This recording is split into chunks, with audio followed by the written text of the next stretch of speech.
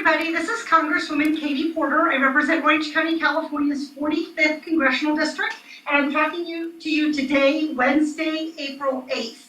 And the reason I wanted to speak to you immediately was I just got off the phone a conference call organized by the Democratic House Caucus, and it was one of the most informative briefings delivering some new information about this pandemic that we've been in. So I just want to go over with you who was on the call and then walk through some of the key information that I got. I think one of my most important jobs that I can be doing right now is not just learning what's going on, but telling you what's going on, because each of us is vulnerable and is being affected by this pandemic. So the conference call was led by Vice President Pence, and on the call were a number of key members of the coronavirus task force, including Treasury Secretary Mnuchin, Rear Admiral Pawlowski, Dr. Anthony Fauci from the NIH, Dr. Deborah Birx, and the administrator for the Centers for Medicare and Medicaid Services, as well as a gentleman from the State Department. So we had the bulk of the task force was on the call. I want to start, I'm going to do a little bit of good news, bad news here as I go through each of the key areas. The first thing I want to say with regard to good news was I want to just say the professionalism of Vice President Pence in organizing and running the call was impressive. This was a call for House Democratic members, and absolutely every bit of the conversation, both what these people had to say from the administration, but also the questions that my colleagues asked, was asked in a nonpartisan, non-biased manner. So I know this is we see a lot of polarization in our political system, but part of the reason I wanted to get on Twitter and talk to you is this call gave me hope that we are beginning to work on this in a much more nonpartisan or bipartisan level of cooperation than we've seen to date.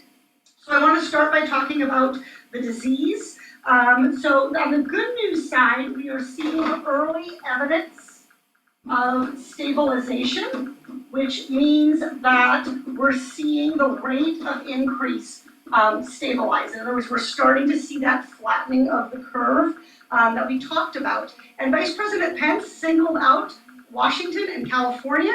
And so as a proud Californian, I want to thank him for recognizing that the leadership of our governor, Gavin Newsom, is making a difference. And what they told us that here in California, what we are seeing is an attack rate, that is the number of people who get infected, that is about 1/115th of the nation. So that is an relatively extraordinarily low attack rate here in California compared to the nation as a whole. And what that tells us is that these mitigation measures are working. Staying home, washing your hands, covering your face, phoning your doctor if you're sick. We did this early in California. Obviously, Washington did it first, but it is really beginning to work. The bad news kind of on the disease side is that we have a number of areas where the level of disease is going up. And so some of these really serious hot spots to be watching for when we have widespread disease right now are Detroit, Boston, and sorry, I'm going to check my notes, I want to be accurate here. Detroit, Boston, and Chicago. And then there are emerging hotspots where they are watching, which they mentioned DC, Baltimore, and Philly. So these are sort of, the cases have come down in California and Washington on a low attack rate. These are areas that are really in the thick of it. Cases are still increasing. They mentioned the increase has slowed somewhat. So you might have heard a lot of talk about exponential growth, or logarithmic growth, which is that it's not growing at a steady pace, it's doubling or tripling. These areas are starting to slow down and not showing as much logarithmic growth, but they are still having a significant increase in cases. DC, Baltimore, and Philly, these areas are areas where there appears to be a high risk of an uptick in cases going forward. You might have heard Dr. Fauci talk about how the deaths, this will be a tough week. We heard a lot of language about this. deaths are projected to continue to go up this week. But what they explained is that there is and I never leave enough room on my whiteboard, so excuse me for putting this up, but there is about a 14-day lag in the death rate. And it lags one of two things, and this is part of what they're trying to measure. The death rate clearly lags both the number of infections, and it also, in terms of measured by tests, and then it also lags the number of hospitalizations. So as we begin to test people earlier and earlier, we'll be able to create a better model. But because we're seeing that 14-day about approximate lag, even though we're making progress on the number of infections, we're still seeing the number of deaths go up. So that's the really most important takeaway, was that the mitigation measures are having the desired effect, and places like California and Washington that mitigated early and have had really good compliance with mitigation are seeing the best effects. Here's some other good news for you. We hear a lot of talk about modeling and estimates about modeling in this sense. So models are derived by two different things. One is a series of assumptions.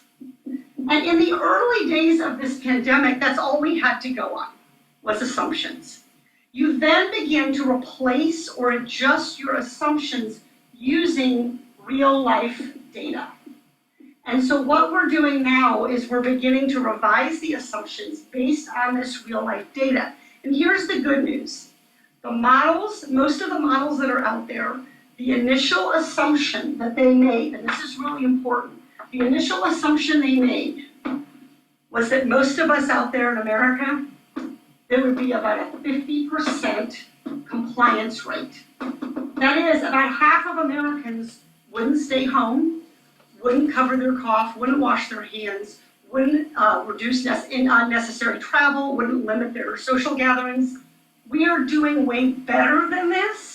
So Americans generally are taking this very seriously and are following the rules and the CDC guidance, the local guidance, much better than the assumptions built into the model. So that's a great thing for us as a people. It's something we should take pride in this very difficult time. But they're then adjusting the models based on real life data. And one of the things that they emphasize that I think is important to understand is that the real life data are not the same across this country. So in some of these places like Wuhan, China, we were talking about one large city. They had essentially one pandemic outbreak. There was Bergamo, Italy, one outbreak. Because our country is so large and so geographically spread out, we really have multiple pandemics. That is, everybody's suffering from the same disease, but it's occurring in different places, in different ways. The rate of community spread is different. The amount of testing availability is different. The mortality rate, tragically, is higher in some places than the other. So one of the things that they said was that the mortality rate in New York City and in New York generally right now is on par with Italy. And so New York City mortality right now is about equal to Italy. And as we all know, that's not a good place to be. But the mortality rate in other places is much, much lower. So this is why it's really important to listen to what your local health officials are doing and to understand that we are going to see regional differences in how this plays out based on how fast different localities responded, how strong of mitigation procedures they put in place, and the underlying health conditions of the population. So this is really good that we over-assume, that we assumed only 50%, we under-assume, we assume 50% compliance, we're seeing better than that, and that's a good thing. And so that is sort of the breakdown I wanted to give you on the disease. What I want to turn to now, I'm just going to pause for a second and make sure everyone gets a good look at this, and then I'm going to erase it and I'm going to talk with you about some of the supply chain and healthcare issues that we're seeing. Okay. All right. Thank you for your patience. I'm going to have a little sip of my iced coffee here. Okay, so I want to talk with you now about the sort of healthcare issue and the supply chain, which we hear so much about, all right, and where we are on this. So again, good news, bad news, but the most important thing is I want you to have the information. One of the things that we learned is that for Rear Admiral Plotkin is essentially the U.S. makes, traditionally up to this day, makes essentially zero of a lot of PPE. So he mentions personal protective equipment. So he said that essentially the United States doesn't make any gloves, for example. Those are almost all imported, and that the U.S. makes relatively few gowns, masks, things like that. That's not good. So what they're doing to get it here is they're using a program called Air Bridge, which is basically port-to-port delivery from overseas for bringing things in.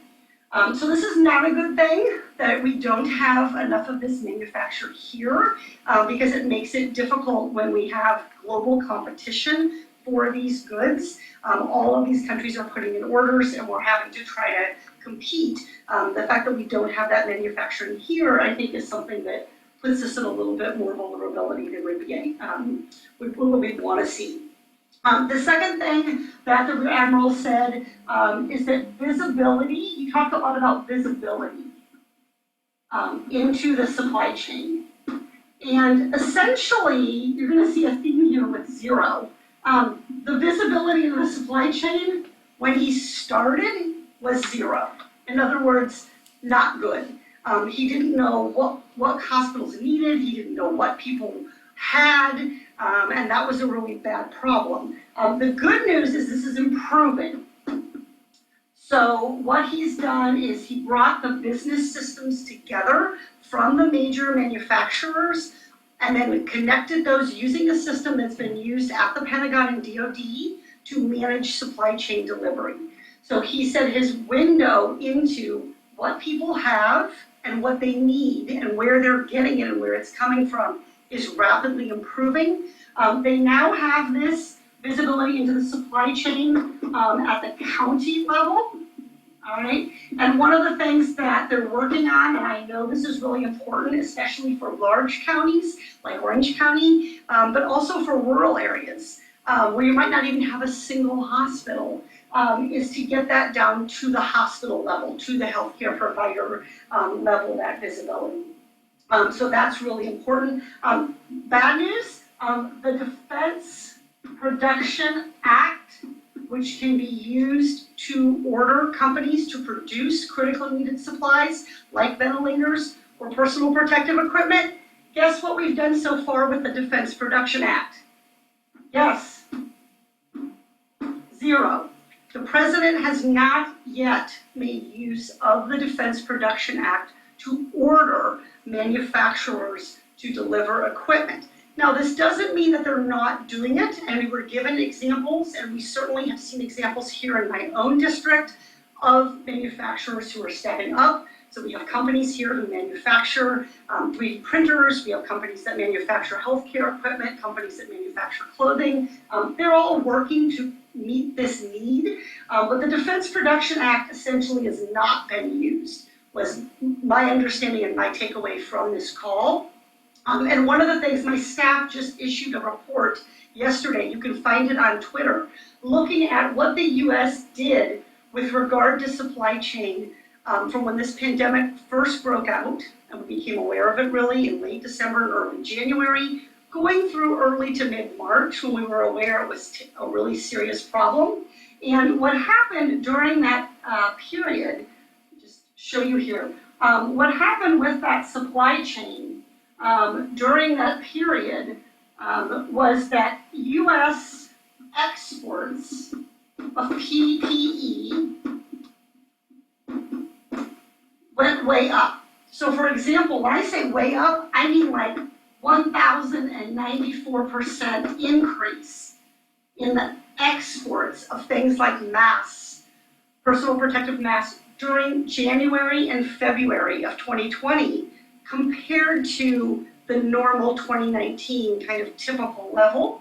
At the same time, US imports of PPE went down. So we were sending more stuff out than we usually send and bringing in less. This is detailed in the staff report that we put out that you can find on Twitter. It wasn't covered or mentioned in the call, but one of the things, we got this information from publicly available data, and we had to dig through it. Huge shout out to my staff for digging through and recognizing and finding all these data that show the level of imports and exports. But this is part of the supply chain visibility problem, which is why I bring it up now. We didn't act early enough. And so the sense I got from the Rear Admiral is that visibility and supply chain management is improving, but we're just getting there in the next couple of days. We're not quite where we need to be, and we really started from zero.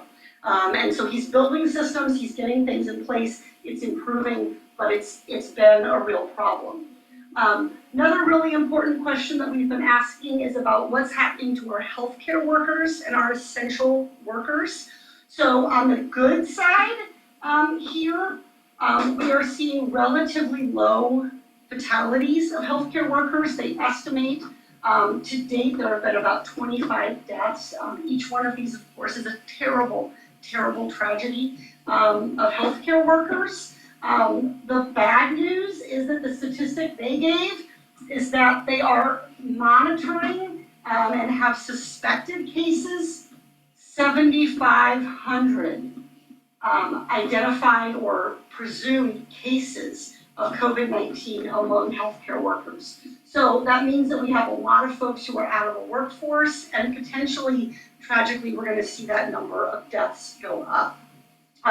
One of the other things that they talked about that I want to mention is asking about what kind of protections we're going to have for workers, essential workers, not just healthcare workers, but other workers as well. And what Vice President Pence said is that there will be a new CDC guidance coming out within the next hour. It may already be released by the time you're watching this, that would say more about the standards we should be using for essential workers. And what I was personally hoping for is that we were going to see OSHA, the government agency in charge of protecting workers, issuing strong and clear regulation about what kinds of protective equipment and what kinds of health guidelines we should see in different industries: delivery drivers, grocery store workers, non-healthcare workers, people who work at hospitals but maybe don't directly provide care.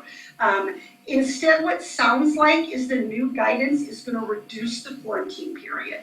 So this was surprising to me. I was hoping that we were going to see stronger protective guidelines for our essential workers, and it sounds like instead we're going to say, look, if you've been exposed to COVID, you don't necessarily need to quarantine yourself for 14 days.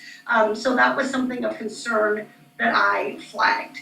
Last thing I want to touch on health relates to the use of antibodies or a titer test.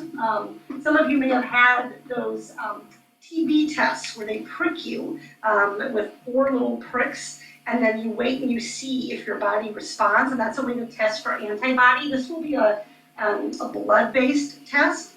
And my colleague, Dr. Kim Schreier from Washington, who's a pediatrician, asked about the development of this test. And one of the things she said is that the current models that we're using look like the maximum infection rate that we'd be seeing by June. Okay? The current models say by June that we'd see at most, if we keep mitigating, we'd see about a 2% infection rate. This obviously means that most of us, thankfully, won't have had COVID-19, but then that means it's really important to know who has that immunity.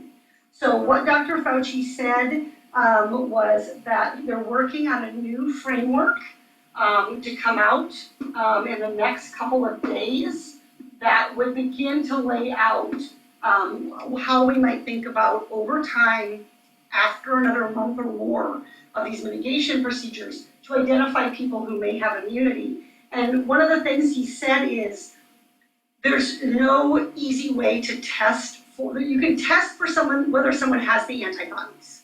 And that test is being developed and is going to become available. But you can't really measure the degree of immunity provided by those antibodies in a situation like this in a lab or a clinical trial. So even though someone may have antibodies, that may or may not provide 100% immunity. And so that he said, based on all the science, based on other kinds of viruses, based on his lifetime of research, he believes that people who have these antibodies will be, are likely to be immune. But this is a really important going forward strategy. All right, I just want to close by talking a little bit about the economic relief that Congress is providing and the status of that. And this goes to the comments that Secretary Mnuchin made. A lot of the call is very focused on the epidemiology of the disease and on the treatment of the disease. Secretary Mnuchin did provide some updates that I want to make sure I share with you. For our small businesses, there are two kinds of programs out there, and you can apply for both of them. One of them is called EIDL, Economic Injury Disaster Loan. Economic Injury Disaster Loan. You apply for this directly through the SBA. Okay, do not get scammed.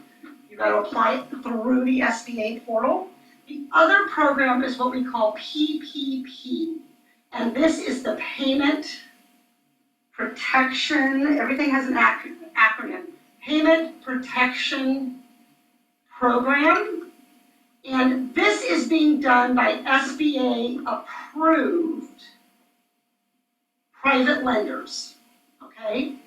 And so with regard to this program, what Secretary Mnuchin told us is that they have approved, as of today, $98 billion in relief to small businesses through this payment protection program, and they have 3,600 approved lenders. All right, so this program, he acknowledged there have been problems, but he also pointed out, and I think this is important to remember, this is the 4th day that this program has been operational, 4 days. So to get $98 billion approved in 4 days, we are seeing both an incredibly high need for this program for our small businesses, very high demand, but we are seeing that approval at its beginning. So that's the good news. He said they are working to continue to improve the access of this and address the issues. And of course, we're hearing a lot about problems people are having with the SBA. I want to encourage everybody out there, if you have a small business, please reach out to your local small business development center. I cannot spell. Let me try that again. Development Center. And because it just wouldn't be a government program without an acronym, we refer to these as SBDCs. These are located in your community. In my community here in the 45th District, ours is affiliated, located physically at the Cal State Fullerton Irvine campus. This is free help for applying for these SBA programs. So I want to caution everybody, there are no application fees. Do not pay for help in navigating these small business programs. Call your small business development center. And ours here in the 45th Congressional District is doing webinars every single day. And so that you can get on, you can watch, you can ask live chat questions. So some good news that money's going out the door. I think the bad news is we're already hearing that in Congress we're going to need to appropriate more money to help small businesses because the demand that we're seeing is so high. So last thing I wanted to touch on with regard to small business with regard to economics, is I wanted to talk about the stimulus checks and give a little bit of an update on the stimulus. So what Secretary Mnuchin said is that these, by the way, to remind everybody, these are the payments of $1,200 for an adult and $500 for a child. And there are some exclusions here as well as an income phase out. And I'm concerned about both of those things and working to improve them. But these stimulus payments, what Secretary Mnuchin said is that 60% of these checks, of these deposits, let's call these payments, 60% of these payments will hit accounts, will hit bank accounts by next week. Okay, so I know that each day that you're worried about how you're going to pay your rent and pay for food is a day too long. But this is the good news, 60% of these payments will hit bank accounts by the next week. He also said, importantly, that there's going to be a portal that will be launched by Treasury for people to give their direct deposit information. So, say you're a taxpayer and you've been paying your taxes or you've been getting a refund, but you write a paper check to the IRS or you get a paper check as a refund, they're going to be launching a portal so that you can give Treasury your bank direct deposit information. It will be secure, and this will then allow them to make your direct deposit and not require the slowdown by issuance of a paper check. Secretary Mnuchin also talked about their efforts to work with groups who help unbanked or underbanked people, because those are going to be some of the most difficult people to reach with regard to this. This has been a lot of information that I've shared with you, but I want you to know I haven't even covered probably half of what I learned on today's call. It was a full hour of helpful information. So I just want to close by saying the single most important thing, the thing that Vice President Pence began the call with, and the thing that Vice President Pence ended the call with, was that in order for us to continue to make progress in both reducing the incidence of disease, being able to release these restrictions over time, and be able to get our economy working together, is that we continue to practice mitigation measures. Stay home if you don't need to go out. Stay safe. Wash your hands. Wear a mask if you have to go out. So I just want to close by modeling the good behavior here. This is the mask that my mother made me, and I want to point out a couple key things about masks. First, they don't work if they are not actually on your face. So it doesn't do any good to have a mask if you walk out of your house to walk your dog or go to the grocery store and you're not wearing it. Second thing is, it's really important to make sure you are thinking about not contaminating your mask. So my mask is the same on the outside as it is on the inside. That creates a real problem. Say I put my mask on and I go to the grocery store. And while I'm in the store, my face gets itchy, I touch some things, then I touch my mask. This side of the mask is now contaminated. If I go home and I take this contaminated outside mask and I set it on my kitchen table or my dining room, I've just contaminated my kitchen table or my dining room. Even worse than that, say I pick that mask up and I turn it around and I put the side that I contaminated right up against my face.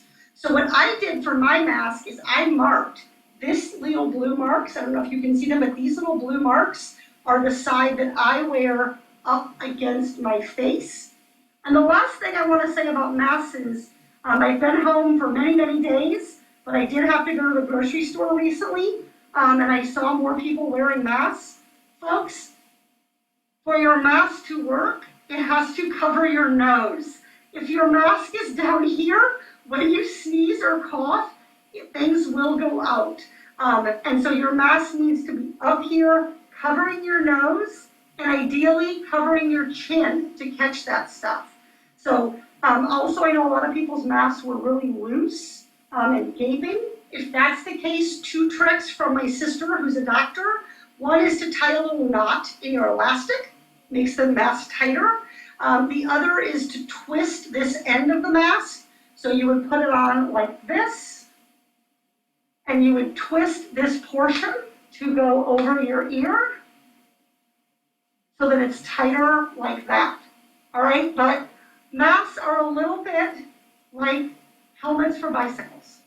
They don't work if they stay in your garage, and they don't protect you if when you get in a bike accident, your helmet falls off because you don't have it on tight enough. So make sure that you try to find a well-fitting mask, make adjustments, and then make sure that you're sterilizing that mask and not contaminating it, keeping track of the inside and the outside. So I know it's difficult to talk, to be heard. It can be hot to wear these masks, but they are for your protection and to protect, most importantly, those of you, those people who are around us who may be vulnerable. So thank you everybody for joining the Twitter live. I really appreciate it. Thank you. We'll be continuing to provide updates on the whiteboard going forward. Please again, stay home and stay safe. Thank you so much.